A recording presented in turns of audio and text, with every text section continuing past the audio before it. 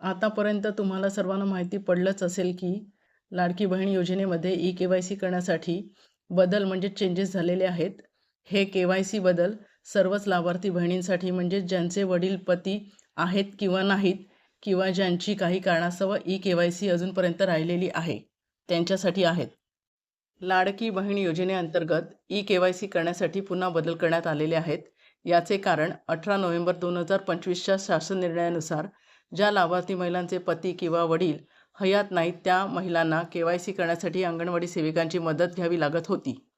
काही ठिकाणी अंगणवाडी जवळ नसल्यामुळे काही अंगणवाडी सेविका लगेच डॉक्युमेंट सबमिट करत नाहीत. आणखी फॉर्म येण्याची वाट पाहत असल्यामुळे काही अंगणवाडी सेविकांना शासनाचं परिपत्रक मिळाले नसल्यामुळे अशा प्रकारच्या अनेक अडचणींना लाभार्थी महिलांना सामोरे जावे लागत होते. त्यामुळे भरपूर लाभार्थी महिलांची के-वाय-सी प्रक्रिया रखडलेली होती आणि आहे आणि म्हणूनच आता ई-के-वाय-सीसाठी नवीन अपडेट्स आलेले आहेत. त्यामुळे आता सर्वच लाभार्थी महिलांसाठी म्हणजे ज्यांचे वडील किंवा पती हयात नाहीत किंवा ज्यांचे वडील किंवा पती हयात आहेत अशा सर्वच महिलांसाठी ज्यांची ई-के-वाय-सी प्रक्रिया राहिलेली आहे त्यांना ही ई-के-वाय-सीची नवीन अपडेट्स उपयोगी येणार आहे. आणि त्यामुळे सर्वच महिलांची के-वाय-सीची प्रक्रिया मोबाईलद्वारे झटपट होणार आहे. म्हणून व्हिडिओ अगदी शेवटपर्यंत पहा आणि तुमची के-वाय-सी तुम्हीच मोबाईलद्वारे झटपट करा.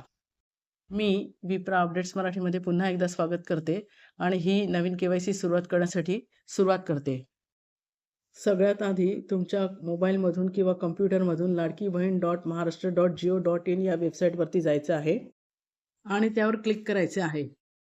क्लिक केल्यानंतर इथे तुम्हाला एक नोटीस दिलेली आहे ती तुम्ही वाचायची आहे, ज्यामध्ये असं लिहिलं आहे की के-वाय-सी प्रक्रिया राबवित असताना लाभार्थ्यांकडून पर्याय निवडताना संभ्रम असल्यामुळे ई-के-वाय-सी करताना चुका झाल्या असल्यास किंवा पती किंवा वडील हयात नसलेल्या तसेच घटस्फोटित लाभार्थ्यांची के-वाय-सी पूर्ण करण्यासाठी किंवा आपण ही के-वाय-सी प्रक्रिया पूर्ण केली नसल्यास येथे क्लिक करा.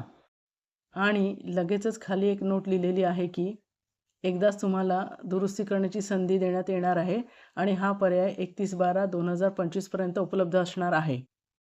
वरीलपैकी कोणत्याही कारणासाठी तुम्हाला इथे खाली क्लिक करायचं आहे. त्यानंतर इथे अशा प्रकारची स्क्रीन ओपन होईल.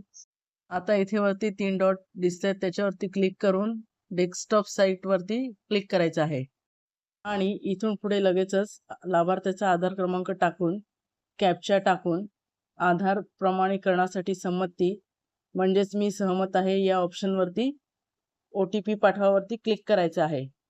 लगेचच इथे पुढची स्क्रीन ओपन होते आणि OTP टाका असा ऑप्शन येतो. त्यामध्ये लाभार्थी महिलेच्या आधार कार्डमध्ये जो मोबाईल नंबर आहे त्या मोबाईल नंबरवरती OTP येतो.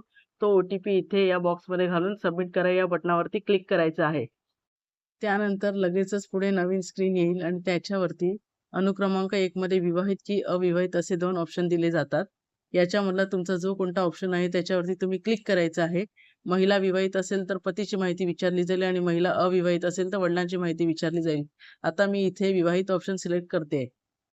आता मी इथे विवाहित ऑप्शन सिलेक्ट केल्यामुळे पती हयात आहे का, पतीचे निधन झाले आहे का, की घटस्फोटित आहे यापैकी तुमचा जो कोणता पर्याय आहे तो तुम्हाला इथे निवडायचा आहे. दुसऱ्या आणि तिसऱ्या ऑप्शनमध्ये ज्यांना पती नाही, वडील नाही तर त्यांना पतीचे निधन झाले आहे किंवा घटस्फोटित आहे का हा ऑप्शन दिलेला आहे आणि वडिलांसाठी असेल तर वडिलांचे निधन झालेलं आहे हा सुद्धा ऑप्शन तिथे तुम्हाला विचारला जाईल. त्यानंतर लगेचच तुम्हाला ही स्क्रीन दिसेल. त्यामध्ये तुम्हाला वडिलांचा किंवा पतीचा आधार नंबर विचारला जात नाही. त्यानंतर लगेचच तुम्हाला इथे कॅटेगरी निवडण्यासाठी पर्याय येतो. त्यामध्ये तुम्हाला SC, ST, OBC जी कोणती तुमची कॅटेगरी आहे त्याच्यावरती क्लिक करायचे आहे. आता इथे तुम्ही पाहू शकता इथे 2 प्रश्न विचारलेले आहेत. त्या दोन्ही प्रश्नांची उत्तरे तुम्हाला नाही म्हणून सिलेक्ट करायची आहेत. त्यानंतर तुम्ही इथे पाहू शकता माझे वडील किंवा पती हयात नसून मृत्यू दाखल्याची याप्रमाणे जे तुमचं कोणतं आहे त्यावरती टिक करायचं आहे आणि उपरोक्तचे सुद्धा 2 पर्याय टिकमार्क करायचे आहेत आणि तुमची जी काही कागदपत्र असतील ती जवळच्या अंगणवाडी सेविकेकडे जमा करायची आहेत. यानंतर तुम्ही इथे पाहू शकता ही जी इथे माहिती दिलेली आहे ती व्यवस्थित वाचून घ्या आणि फॉर्म सबमिट करा.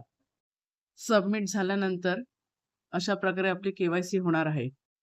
अशा प्रकारे के-वाय-सी करून कागदपत्र अंगणवाडी सेविकेकडे जमा करायचे आहेत. आता हा एवढा मोठा व्हिडिओ बनवल्यानंतर शेवटी असं माहिती पडतं की तुम्हाला मागितलेली कागदपत्रे शेवटी परत अंगणवाडी सेविकांकडे जमा करायचे आहेत, त्यापेक्षा माझ्या 5 डिसेंबर 2025च्या व्हिडिओमधील लाडक्या बहिणींचा अनुभव नक्की ऐका आणि शक्य असेल तर अंगणवाडीमधूनच तुमची ई-KYC पूर्ण करा. आणि ज्या लाभार्थी महिलांची ई-KYC पूर्ण झालेली आहे त्यांनी पुन्हा पुन्हा ई-KYC करू नका. तसेच ज्या लाभार्थी महिलांची ई-KYC अजून करायची राहिली असल्यास ती आजच्या या व्हिडिओमध्ये सांगितल्याप्रमाणे नक्की करा. आणि तुमची कागदपत्र अंगणवाडी सेविकांकडे जमा केल्यानंतरचा अनुभव नक्की शेअर करा. लाभार्थी महिलांनी त्यांनी त्यांचा किंवा इतरांच्या मदतीने ऑनलाईन मोबाईलमध्ये किंवा अंगणवाडी सेविकांमार्फत ई-KYC करा आणि तुमची कागदपत्रे अंगणवाडी सेविकांकडे सुपूर्द करा. निश्चिंत रहा. अंगणवाडी सेविका तुमची कागदपत्रे महिला व बाल विकास मंत्रालयाच्या डिपार्टमेंटमध्ये कशी आणि कधी पाठवतात हा डिपार्टमेंट आणि अंगणवाडी सेविकांचा प्रश्न आहे. कारण तुमची ई-KYCची प्रक्रिया पूर्ण झाल्यामुळे ज्या महिलांची ई-KYC पूर्ण झालेली आहे त्या महिलांची माहिती महिला व बाल विकास मंत्रालयाच्या कार्यालयात लाडकी बहीण योजनेच्या ॲपद्वारे समजणार आहे. आणि म्हणूनच तुमची ई-KYC वेळेत झाली असल्यास लाभार्थी महिलांच्या खात्यामध्ये जमा होणारी ठराविक रक्कम वेळेत जमा होईल. आजचा हा अत्यंत महत्त्वपूर्ण व्हिडिओ जास्तीत जास्त महिलांना शेअर करा. व्हिडिओ आवडल्यास व्हिडिओला लाईक करा आणि अशाच प्रकारच्या नवनवीन अपडेट्ससाठी माझ्या विप्रा अपडेट्स मराठी या यूट्यूब चॅनलला सबस्क्राईब करा. धन्यवाद.